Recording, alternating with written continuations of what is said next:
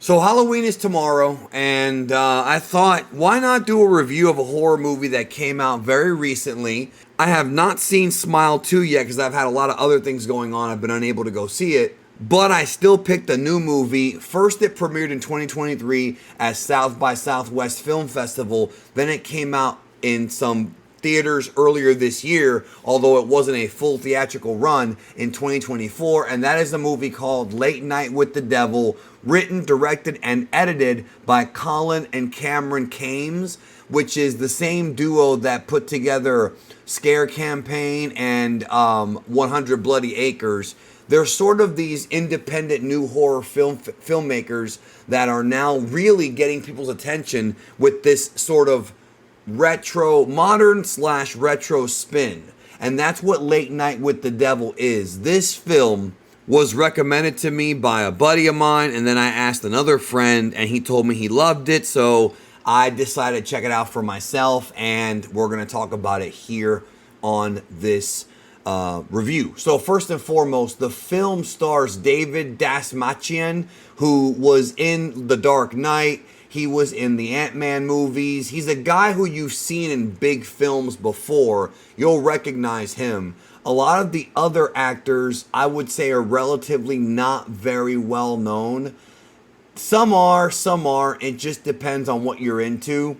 The parapsychologist in the film, June, is played by Laura Gordon. She's been in a few things. Some of the other actors, though, not that well known. However, this is a movie that I think is perfect to watch either tonight, the night before Halloween, or on Halloween tomorrow, because it's a great film to watch. It's the kind you want to turn all the lights off for and really get the mood going. I didn't even see the entire trailer. I saw the first half of the trailer and I was like, yeah, I'm going to check this out. And it did not let me down.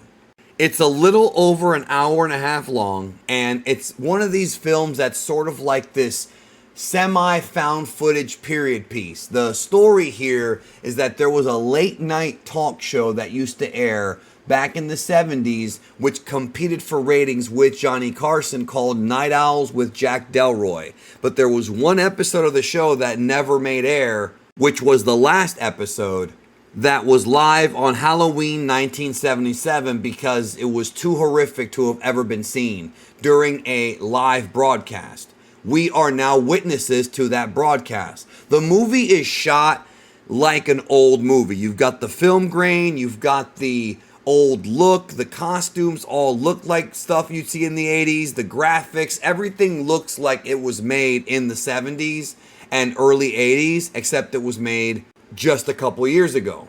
If you like movies like Hereditary, if you like The Exorcist, if you like Rosemary's Baby, this takes a lot of different elements from those and puts it together. And it can be very disturbing, especially for, I would say that this movie, based on, and it's not necessarily the gore, just a lot of the imagery and a lot of the effects and just the way the film is, it's not going to make sense to kids. I would not feel comfortable showing this to anybody under like 14 years old. It's just not going to connect with them either way. And I'm not one of those like, please hide your children from blood. That's not what this is about. It's just that the movie gets very extreme, especially in the last 15 minutes. And even as an adult, I was like, damn. Like, even I was looking at this like, this is very impressive stuff. It kind of reminded me of the first time I saw VHS, how they had that grainy VHS tape look for a movie that was made many, many years after the VHS format was somewhat or pretty much discontinued by filmmaking.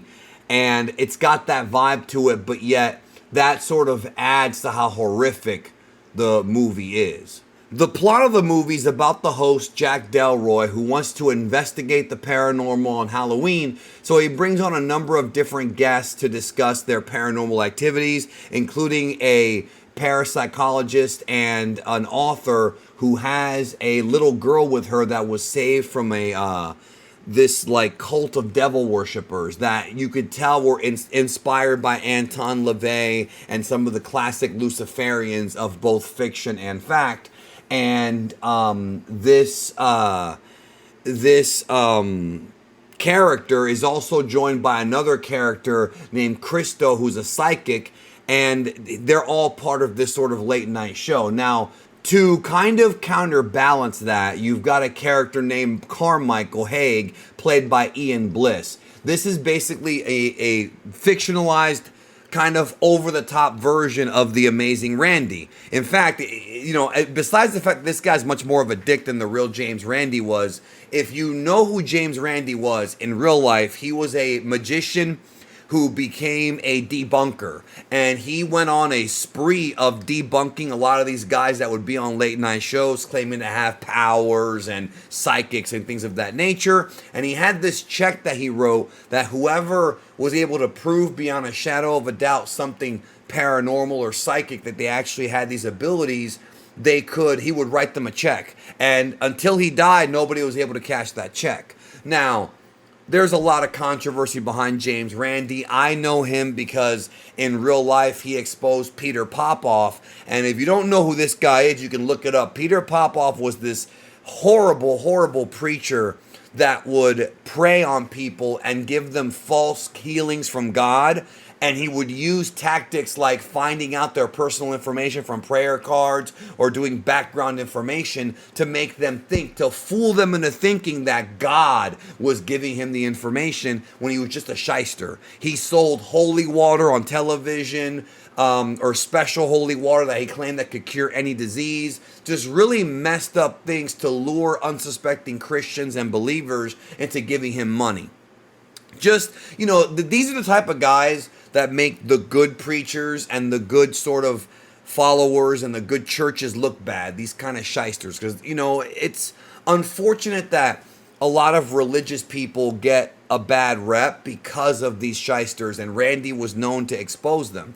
And he's on the show, and he's basically sitting there trying to call BS on everything. But even the last, I would say, 20 or so minutes of the film, and things build up. You should not just be skipping to the end. You have to watch the movie because there's clues given in the film about what's really going on and the backstory behind Jack Delroy. Jack Delroy's the host, and there's a whole story because he basically quit hosting when his wife died of cancer. He comes back, and then as I'm watching it, I'm like, okay, this guy, you know, does he have a dark past? Like, what's his story? And as the film unfolds, you get to find out what's really going on. The ending is very memorable. I would say very creepy. It's one of those very unsettling endings like Rosemary's Baby or Hereditary that, you know, is going to leave you talking. And I think that's a good thing. I think when a horror film has an ending like that where you're thinking about it, you know, days after you saw it, that is a big thumbs up for me. But what I also like about this is it ties in a lot of real world conspiracy and supernatural things into it.